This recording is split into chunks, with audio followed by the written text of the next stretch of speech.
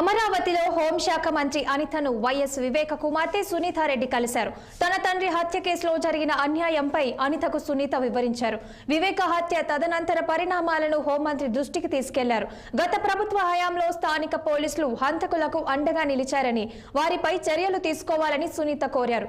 Case విచారణ జరుపుతున్న CBI అధికారులపై తప్పుడు కేసులు పెట్టడంతో పాటు సాక్షుల్ని బెదిరించి పోలీసులకు కేసును నీరుగార్చే విధంగా వ్యవహరించారని హోంమంత్రికి తెలిపారు.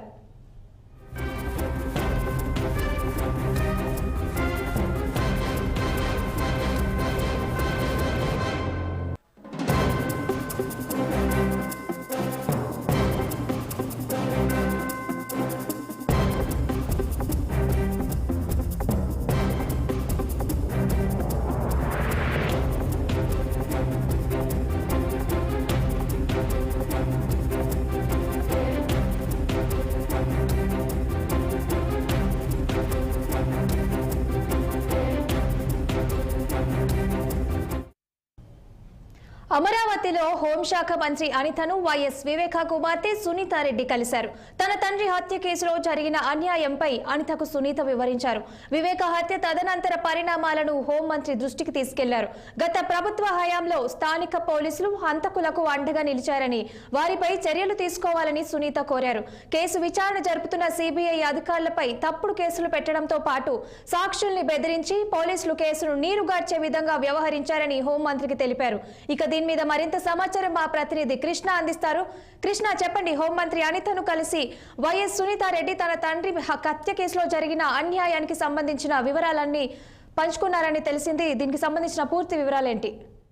కాసేపటి క్రితం ఏదైతే ఏపీ హోమ్ మినిస్టర్ అనితనైతే మాజీ దివంగత ఎంపీ వైఎస్ వివేకానందరెడ్డి కుమార్తె వైఎస్ సునీత అయితే కాసేపటి క్రితం హోమ్ మినిస్టర్ ఛాంబర్ లో అయితే కలిసిన విషయం అయితే మనకు తెలిసిన విషయమే.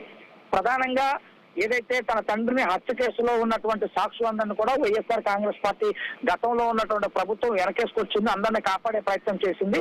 ఏదైతే సాక్షుల్ని బెదిరించడంతో పాటు సిబిఐ అధికారులపై కూడా తప్పుడు కేసులు నమోదు చేసి ఆ కేసును నీరుగార్చే ప్రయత్నం గత ఉన్న ప్రభుత్వం చేసింది కనుక ఇప్పుడు వచ్చిన కూటమి ప్రభుత్వం చర్యలు తీసుకోవాలి. తన తండ్రికి జరిగినటువంటి అన్యాయం పైన పూర్తిగా కూడా వివరించినట్లయితే మనకి అర్థమవుతుంది. అదే కాకుండా ఏదైతే వివేకానంద హత్య కేసుని అనేక రకాలుగా గత ప్రభుత్వము దాన్ని రూపుమాపి ఆ కేసును నీరుగార్చే విధంగా ప్రయత్నం చేసింది.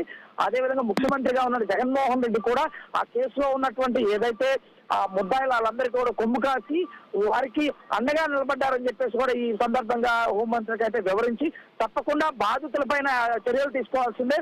ఎవరైతే ఇప్పుడు తన తండ్రిని హత్య చేశారో వాళ్ళందరినీ కఠినంగా శిక్షించాలని చెప్పేసి కూడా కొన్ని సాక్ష్యాధారాలు కూడా ఏదైతే హోమ్ మినిస్టర్ గారు ఇచ్చినట్లయితే మనకు ప్రధానంగా తెలుస్తుంది.